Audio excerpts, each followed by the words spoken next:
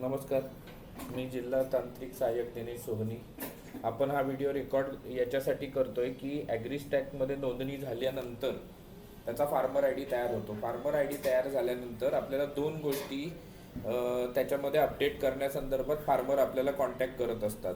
त्या दोन गोष्टी कुठल्या कुठल्या आहेत? पहिली गोष्ट त्याच्यामध्ये ही आहे की काही लोकांचे एका माणसाच्या समजा एक किंवा त्याच्यापेक्षा जास्त गावामध्ये प्रॉपर्टीज असतील तर एकाच गावामध्ये प्रॉपर्टी ॲड करण्याची सुविधा आता ॲग्रीस्टॅकची नोंदणी करताना आहे.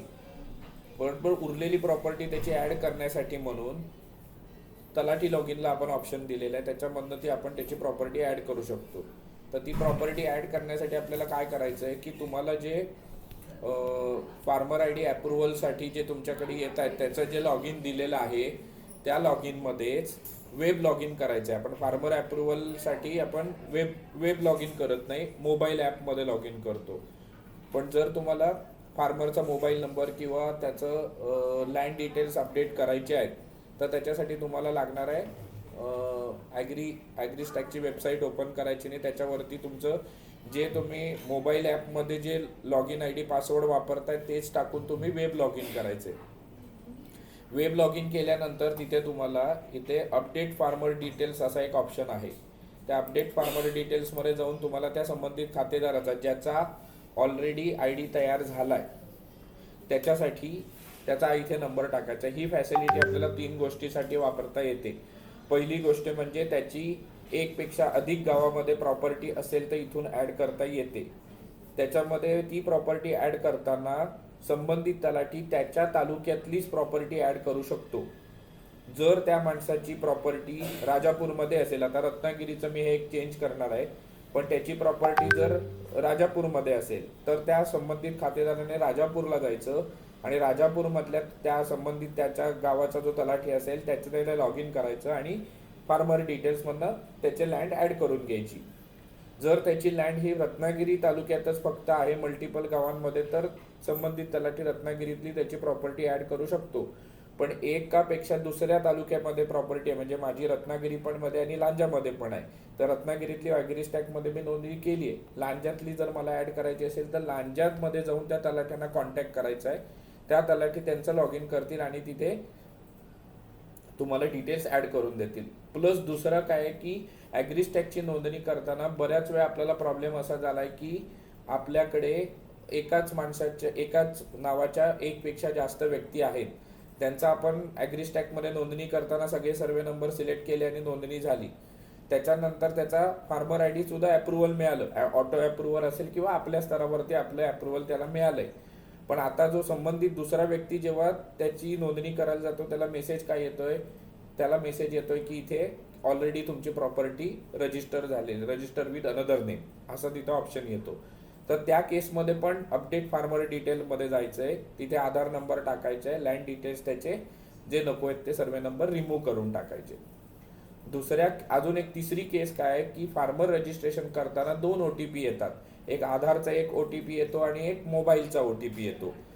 जेव्हा तुम्ही कुठलाही शेतकरी पीक कर्ज असू दे किंवा कुठल्याही योजनेचा लाभ जेव्हा घेणार आहे तेव्हा दोन गोष्टी तपासल्या जातात, एक आधारचा OTP आणि एक मोबाईलचा OTP. काही वेळा काय होतं, त्या संबंधित शेतकऱ्याला OTP येत नव्हता म्हणून काही महाई सेवा केंद्रवाले असतील किंवा आपल्या स्तरावरती असेल आपला मोबाईल नंबर आपण यूज केला आणि तो दुसरा जो शेतकरी स्तरावरचा OTP आहे 4 अंकी तो आपण आपल्या मोबाईलवरनं टाकलाय. त्यामुळे काय होतंय की ॲग्रीस्टॅकला नोंदणी झालेली दिसतंय, फार्मर आय डी झालाय, पण त्याचा मोबाईल नंबर मिसमॅच होतो. त्या केसमध्ये पण आपण काय करायचंय की इथे अपडेट फार्मर डिटेल्सला जायचंय आणि इथे पहिल्यांदा आधार नंबर एंटर करायचा आहे.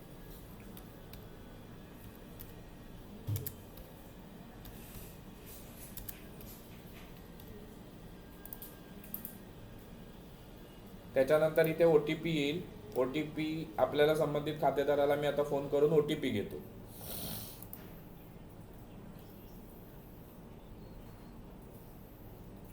OTP द्या.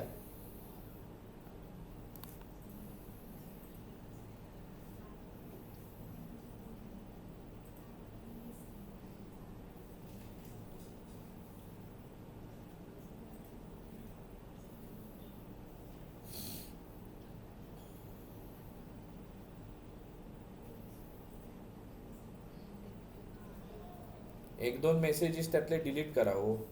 आला नाही कसा पाठवलाय मी.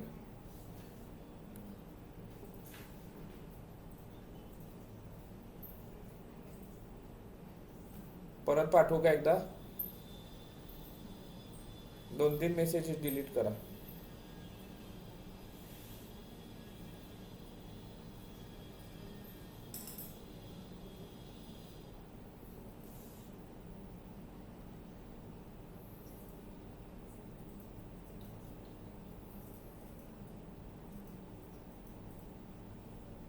केले का 1-2 मेसेजेस डिलीट?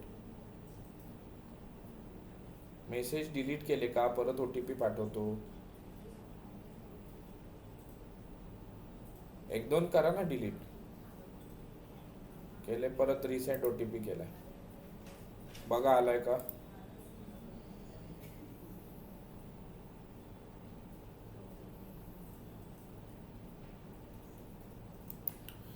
मोबाईल नंबर टाकून व्हेरीफाय केल्यानंतर असं पेज ओपन होईल.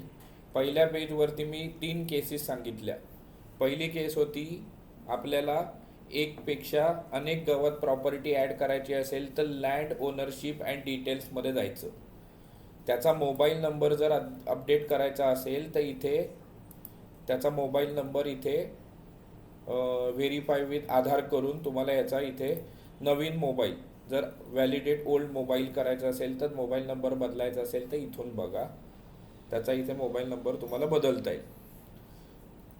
म्हणजे काही ज्यांची तुमच्याकडे रिक्वेस्ट येईल, असं कोणाचं रजिस्ट्रेशन म्हणजे फार्मर ID जनरेट झाला आणि त्याचं कुठल्या योजनेचा लाभ घेताना तिथे मोबाईल नंबर मिसमॅच येत असेल तर आपलं वेब लॉग इन करायचं तलाठींनी आणि त्याचा अपडेट करून द्यायचा. माझ्या स्तरावरती नाही, माही सेवा केंद्रात जा असं काही सोय नाही. एकदा फार्मर ID जनरेट झाल्यानंतर त्याच्यात बदल करण्याचा ऑप्शन फक्त तलाठी लॉग इनला आहे. तर आपल्याला आता दुसरी केस काय आहे की लँड ओनरशिप डिटेल्स. ह्याच्यामध्ये आपल्याला 2 गोष्टी येतात. जर एखाद्याची लँड नवीन असेल तर इथे लँड तुम्हाला ॲड करता येते, ॲडिशन आणि रिमूव्हल. चुकीचं झालं असेल तर रिमूव्ह करायचे. आता माझ्या केसमध्ये काय झालं आहे, चुकीचं झालं म्हणून मी रिमूव्ह करणार आहे. लँड डिटेल्स ॲडिशनमध्ये इथे ॲड म्हटल्यानंतर मी मगाशी म्हटलं तसं संबंधित तलाठी हा त्याच्या तालुक्यामधलाच ॲड करू शकता. इथं बघा स्टेट, डिस्ट्रिक्ट आणि सब डिस्ट्रिक्ट हे लॉक्ड आहे. त्याच्यानंतर रत्नागिरीतली कुठलीही प्रॉपर्टी हे संबंधित तलाठी ॲड करू शकतात. पण ह्याची जर प्रॉपर्टी राजापुरातली असेल, दुसऱ्या गावातली ॲड करायची, तर त्याला संबंधित राजापुरातल्या तलाठ्यांकडे जाऊन त्याचं वेब लॉग इन करून त्यांना इथं त्याची प्रॉपर्टी ॲड करून द्यायला लागेल.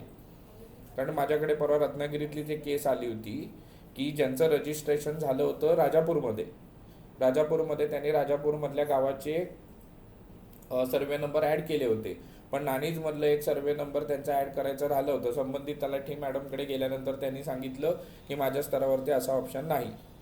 पण मी त्यांचं लॉग इन केलं, त्यांच्याकडनं ID पासवर्ड करून त्यांना इथं डिटेल्स अपडेट करून दिले. तर म्हणून आपल्याला एक गोष्ट लक्षात ठेवायचं, त्या तालुक्यातलं तोच तलाठी करू शकतो. दुसऱ्या तालुक्यातली प्रॉपर्टी असेल तर संबंधित तालुक्याला सांगायचं, तिथल्या तलाठ्यांना जाऊन त्या पक्षकाराने आणि करून घ्यायचं. आपल्या तालुक्यातलं जर प्रॉपर्टी असेल तर आपण आपलं लॉग इन करून ॲड करून द्या. दुसरी केस आहे आता रिमूव्हलची. रिमूव्ह करायचे असेल तर इथे त्याने ॲड केलेले इथे सगळे सर्वे नंबर आपल्याला दिसणार आहेत. त्याच्यासमोर इथं बाजूला इथे बघा खाली ॲरो आहे. या ॲरोला इथे क्लिक केल्यानंतर इथे सगळं तुम्हाला दिसतंय. इथे अपडेट लँड डिटेल्स आहे, आपल्याला याचं डिलीट करायचं आहे. रिमूव्हल करायचं असेल तर इथे रिमूव्हलसाठी ऑप्शन आहे.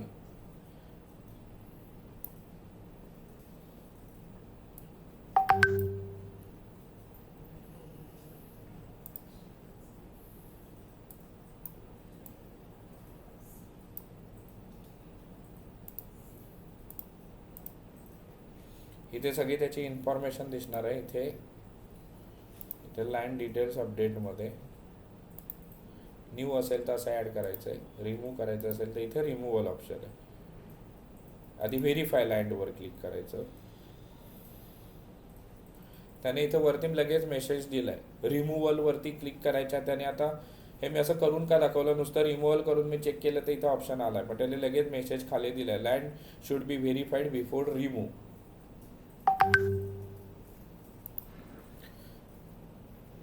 ॲडिशन असेल तर ॲडिशनवर क्लिक करा, रिमूव्हल असेल तर रिमूव्हल. रिमूव्ह करताना आधी आपल्याला काय करायचं आहे, सिलेक्ट करून इथे व्हेरीफाय लाईन करायचं, मग हे सगळं ओपन होईल. ॲडिशन केल्यानंतर पण सिलेक्ट करून व्हेरीफाय करून अपडेट लाईन डिटेल्स करायचं आहे. मग आपण पहिला आता काय करतोय, डिलीट करतोय.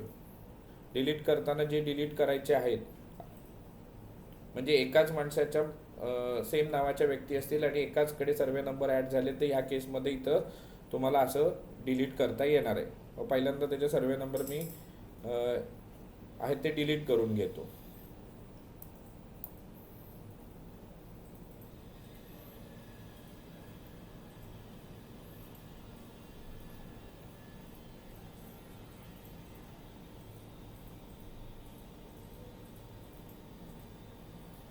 आता 107चा आकडा आहे. मी delete reason different person in village. Yes.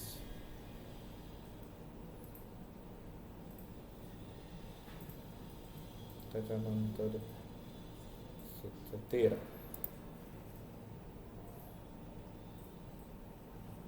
इथे आता एक एक लँडच सबमिट करायची आहे.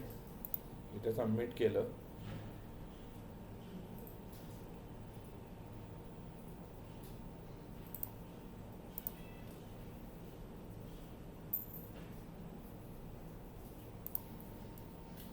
हे जेवढे तुम्हाला डिलीट करायचे आहेत त्यांना सगळ्यांना एक एक, म्हणजे तुम्हाला तर एका माणसाच्या मल्टिपल प्रॉपर्टीज असेल तर एकदा डिलीट करून अपडेट डिटेल्स म्हणायचं आहे.